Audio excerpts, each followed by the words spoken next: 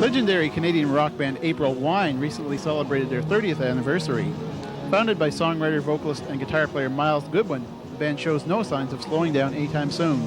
Recently, while touring in the province, I caught up with guitar player Brian Greenway, who spoke about the band's initial success.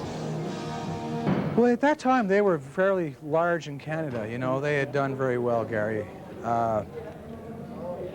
They had some success in the States, and we were hoping when I joined that with the First Glance album that we did in I think it was '78, that we get some push in the States, and finally, it wasn't happening. We were all set to move to Los Angeles at the end of '78, and all of a sudden, that little station in Michigan started playing Roller, and boom, off we went on our voyage. And here we are, countless years later, thanks to that disc jockey in the United States. For that country, I mean, for this country, we always had a great following, and we're still doing well in Canada. And we did well in Europe, other places. But we do still do good in the States, and this country still loves us, and we love this country too. And we're here tonight to prove it. I asked Brian if he felt the popularity of classic rock radio had revived their career. Radio went through a lot of transitions. You know, some people say, well, the creation of the CD saved radio because of all the albums coming back out again. That might have influenced classic rock radio. It might have influenced radio period to go classic rock radio. Back when we were in '78, '79, there was rock radio, and MTV video on television was just in its infancy. It went on and on and on, and so many, there was a few types of different music you could have back then as far as channels you listened to on radio. There was basically back then FM and there was AM.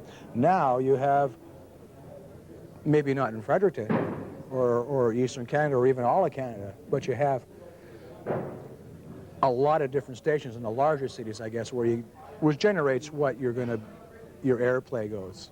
You get the big cities and you get the smaller places. That's how it waterfalls down. But now there's so many different types of genres of music that you have. It's hard to say. To get back to your question, classic rock radio, yeah, it brought us back out. And I think without classic rock radio, I don't think that April would be on the road perhaps today, along with everybody else that we know. But the people and the boomers, people our age, they love the music, and they control the market because they really don't anymore. But they still love what they love, and their kids grew up with their parents listening to them. I got two little girls, like 5 and 7, and I play my stuff. And they love it. Yeah, Daddy, play. I want to rock and roll. Play some crazy rock and roll music in the car or at home, and they go crazy over it. But it filters down, and it's good music. It's good time music. April Wine doesn't present a message other than, hey, let's have fun. And what we found over all the years is the people that come to see us, they have a good time.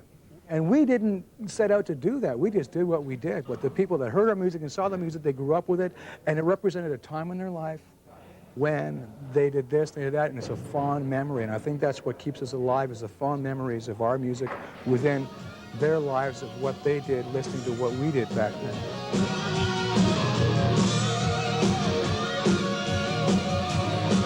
With a new album on the horizon, I asked Brian what plans he has for the year ahead. What we want to do, starting in the spring, when the album comes out, we want to get back to first off, we want to do is really bring new stuff into the tour, into the show, and some old stuff. Basically, what we've been doing for the past 2 or 3 years or 4 years in the show, we want to pretty much get rid of exceptions of what we perhaps have to play. We want to bring all new stuff in, and perhaps bring in a fifth member again. That'll just be keyboards and sampling, and we can do a lot of things that we couldn't do. We're really serious on this, and we're all looking a lot forward to it. Drummer Jerry Mercer talks about his history with the band. Well, it's a long story because it goes back about 43 years. But I was singing in an amateur show, just as a stand-up singer. I'd do 3 or 4 songs, and there were singers and dancers and magicians and jugglers, and the band that was backing the show left the show to turn professional. In those days, you couldn't play an amateur show and not be a professional. So they joined the union and left, and I just decided, since I knew all the music and I knew all the artists in the show, I just decided I could play drums for the show. And I bought a $50 set of drums, a snare drum and a bass drum and a cymbal and a hi-hat. And I used to sit on a seat with a couple of telephone books. And I just started playing behind the show, myself and a piano player and a guitar player. And we backed the show, and I guess I must have done okay. They didn't fire me. And I just played anything, anywhere, anytime, with anybody, as much as possible. I played with musicians. I was 18 years old. I was playing with guys that were well over 50 then, playing old-time, you know, like 40s music. I played Latin. I played just every kind of music there was, as much as possible. And then all through the 60s, I played R&B. And then in the late 60s, the group I'd been with went through a transformation into rock and roll, and we formed Mash McCann. And at that point, 1970, April Wine came up to Montreal, and Mash McCann took April Wine and a whole bunch of other acts on the road on a summer survival tour here in the Maritimes. We had about 8 groups.